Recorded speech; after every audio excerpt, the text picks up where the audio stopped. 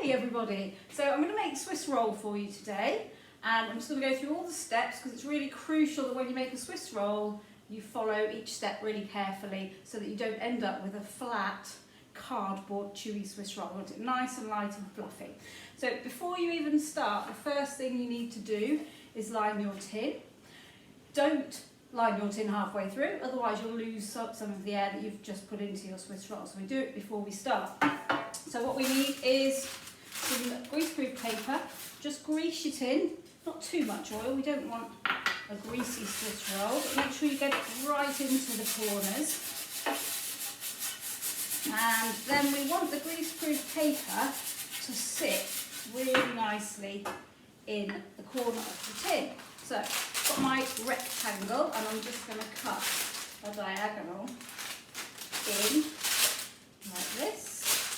And that just helps it sit right into the edges so that we have a rectangular Swiss roll. Okay, so just use your fingers to run that along the edge, like so.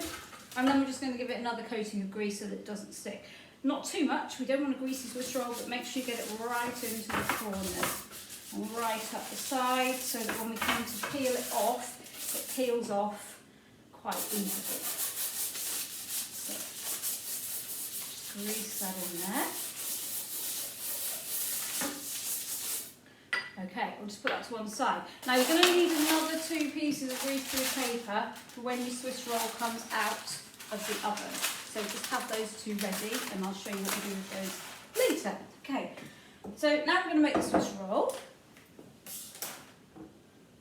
So we're going to have in our bowl 75 grams of caster sugar and 3 eggs. And it's always 3 eggs, 75 grams. If you only have 2 eggs, 50 grams. Okay, always the same ratio. So we'll just break those in there.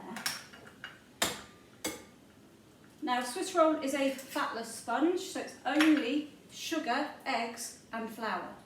Before we add our flour, we've got to make sure we get as much air into this mixture as possible.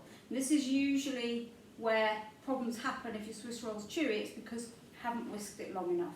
So I'm going to whisk it until it's nearly trebled in volume. It'll go really thick, it'll go really pale, and you should be able to see when you take your whisk gently off and drizzle a bit on the top. It's called the ribbon effect. Okay, so you should be able to see that ribbon effect on the top when it's whisked. But I'll whisk it and show you how it changes as we go. So what we're doing is we're breaking down the protein structure in those eggs and we're trapping lots of air.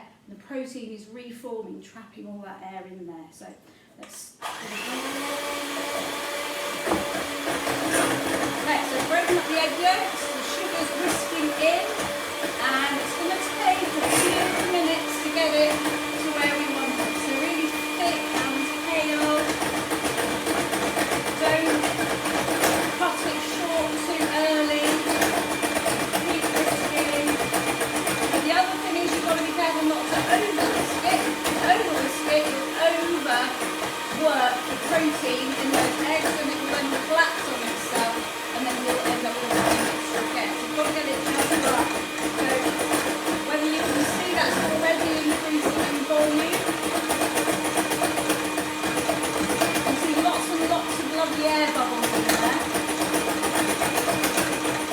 It's starting to go a little bit paler in colour. And moving the whisk around with it, what you could do is put a damp cloth under your bowl and that will help your bowl sit still and start to move around a bit. Okay, it's getting much thicker now.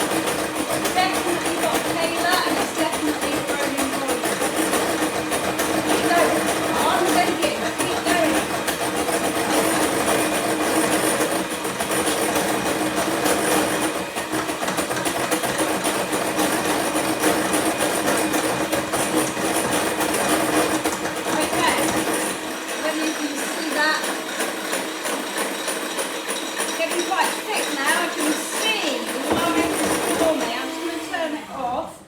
Whether I've got the ribbon effect yet. I think it's going to need a bit longer, but shouldn't wait. So you turn it off and do that. So you can see it's disappearing too quickly in. Lots and lots of air bubbles in there, but it still needs a little bit longer.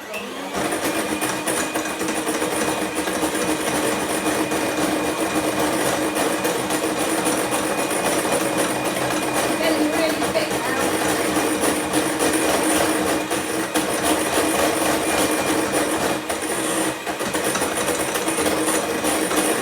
Okay, let's turn it off and have another look and see what it looks like. So it's a bit better now. You can see there's a bit more of a ribbon effect on it. I'm just going to give it 1 more minute.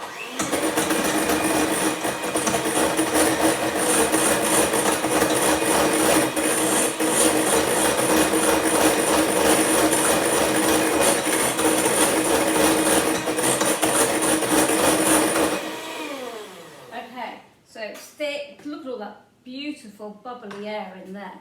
Whether you can see that, and I don't want to tip it up too much. A nice ribbon effect on the top. So our key, most important thing now is to not lose all that air we've just whisked in. So we've got to handle it really carefully. Now flour's quite heavy compared to this mixture. We cannot just tip all of that flour in because it will just knock the air completely off. So we've got to add it a little bit at a time. Now you must sieve the flour, because that's another air incorporating opportunity. So sieve your flour. Metal spoon, never ever use a wooden spoon. Wooden spoons are very thick, very heavy, they knock that air out. So metal spoon, really thin and light. Take a spoonful, it's sieved, I've already sieved it, sprinkle it on, and then you've got to incorporate that. It's already starting to sink, figure of 8. So just take your spoon, you can't rush it. If you rush it, you'll knock all that air out. Figure of 8, incorporating that flour. Turn it round, figure of 8. If you fold your flour in too quickly and your mixture looks a lot less than now, you've lost all that air. So you need that air. So a little bit more, probably do a third at a time. Okay, so 1 more, figure of 8. Figure of 8, making sure the flour is all properly incorporated. You don't want to tip it into your case and end up with all those bits of flour in the bottom of the bowl because it won't cook very well in the oven then. Okay, last third is going in. Again, figure of 8, just keep doing a figure of 8 really gently, incorporating it in. I'm just going to go around the edge and cut it in half really gently, partly to make sure I haven't got lots of flour sitting on the bottom of that bowl, because I need to make sure that flour is in there, because that helps to form that fluffy texture when it cooks. So keep turning it, figure of 8, figure of 8. Now if you wanted to make a chocolate Swiss roll, what you do is do 50 grams of flour and 25 grams of cocoa. So don't add extra dry ingredients to this, reduce it and add the cocoa in. Okay, right, I'm going to tip that now. So we've got a little bit of flour on the bottom of that bowl, so let's just keep folding it over onto itself so that air is trapped as it just sort of lands over back on itself. Making sure I've got all the flour out. Right, so now I'm going to tip it into my tin. Now when you make a Swiss roll, always tip into the tin. More air opportunity there, look. So that's going down, that's taking air with it. Okay, scrape that out really well. I haven't got any flour left sitting at the bottom, it's sunk, so that's good. Now, if I was doing this as a cake, I'd probably spread it out with a spatula. Don't do that with Swiss roll. You need to pick it up, and you need to tip it into the corners. If I'd used a spatula, that would knock some of that air out. So tipping it into the corners, tipping it, make sure you've got it in all the edges. And you can see it's still got a lot of air in it. It's got lots of air bubbles in there. Now that's going to go into the oven, and it's only going to be in the oven for about 8 minutes. So I'm just going to pop that in there.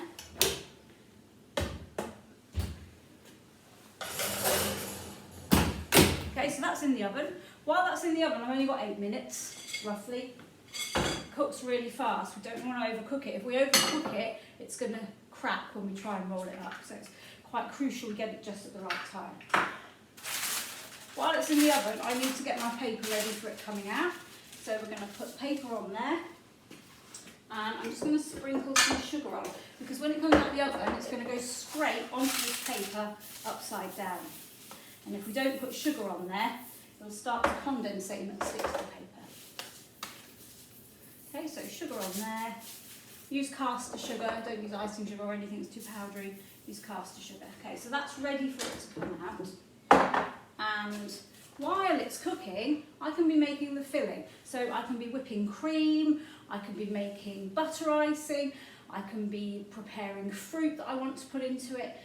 This one, I'm actually going to put in some whipped cream, some black cherry jam, and then I'm going to decorate the top with some melted chocolate and some chocolate shapes that I've already made. But I'll show you that when it comes out of the oven. Okay, so Swiss roll is just about to come out of the oven, so I'm going to show you what you need to do with it. And you have to work quite quickly, obviously mind your fingers because it's hot.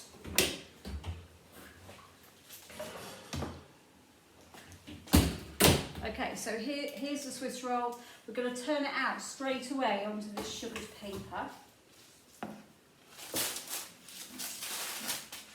Get rid of the tin.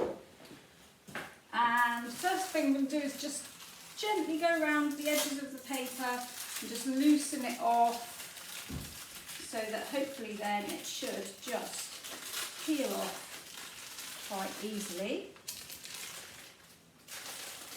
Okay, just take it very gently and get rid of that, don't leave that.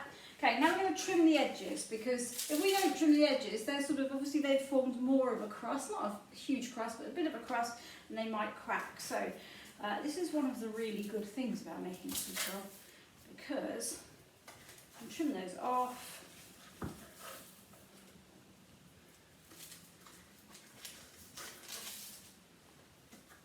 And then we've got to roll it up. And the really good thing about Swiss roll is those crusts, you can eat them in a minute. Right, so to roll it up, to make it a bit easier, I'm just going to form a little line, not cutting all the way through, just forming a little tiny nip across the top, so that I've got sort of a crease with which I can fold.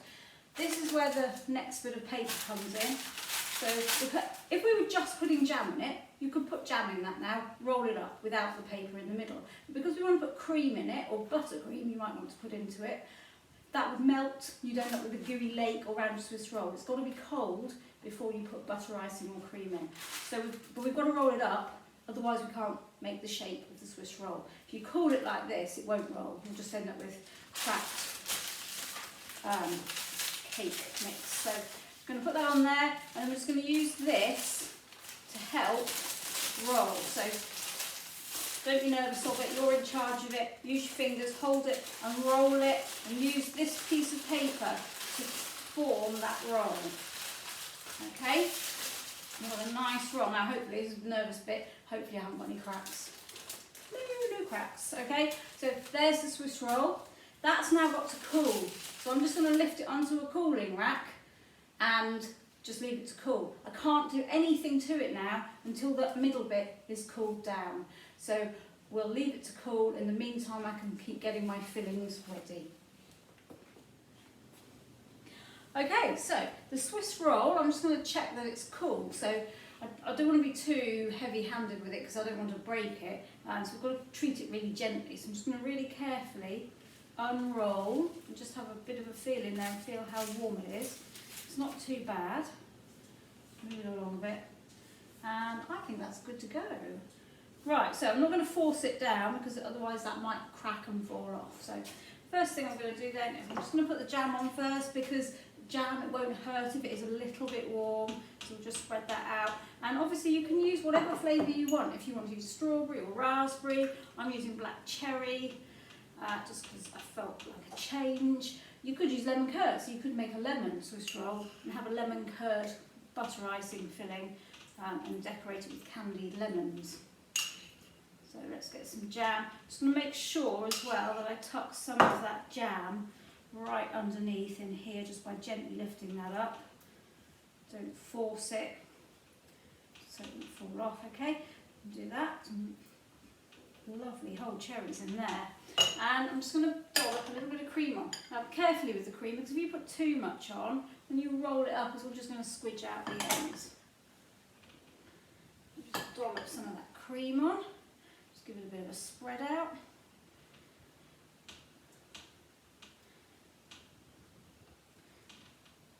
Okay. Right. I wasn't filming this, I licked the spoon. Right, I'm going to roll it up really, really carefully. Gently, gently, gently. Okay, now I'm just going to get rid of the cooling wax because it's easier to handle. What we should do is just trim the edges off. So if you're going to present this in an exam or present it anywhere, you would just trim the edge. Another lovely thing about Swiss roll, those bits are now available for eating. Okay, because the end you want to see the actual filling. That's what you want to see on a Swiss roll. Okay, you want to see that nice filling in the ends. Right, I'm going to decorate it. I'm going to put it on this board to present onto. Fingers. And just lift it onto there. Okay, and I've got a visitor, my dog's arrived. So we'll lift it onto there, and I'm going to just put a few blobs. I don't need to pipe them because I'm going to stick some chocolate in here anyway, so I don't need to be too. And what I did earlier was I just melted a little bit of chocolate and just made some chocolate shapes on some greaseproof paper and put it in the fridge. So I'm just going to use those, and hopefully I've put enough cream on there for them to just stand up like that. And then just to finish it off, I've melted a little bit of chocolate. So I'm just going to take this is a really messy bit, don't worry about the kitchen, just flick it and make it look really pretty with that chocolate, okay? And that, it's got a bit too much hot chocolate on there, there is your Swiss roll. Put that bit on there as well. So that's a cherry Swiss roll with some chocolate decoration. So you can do yours, whatever flavour you want. You can use raspberries, strawberries, lemon, make it chocolatey, cover it all over with chocolate, white chocolate, make it look really, really interesting. And it's good to go. So anybody want some cake?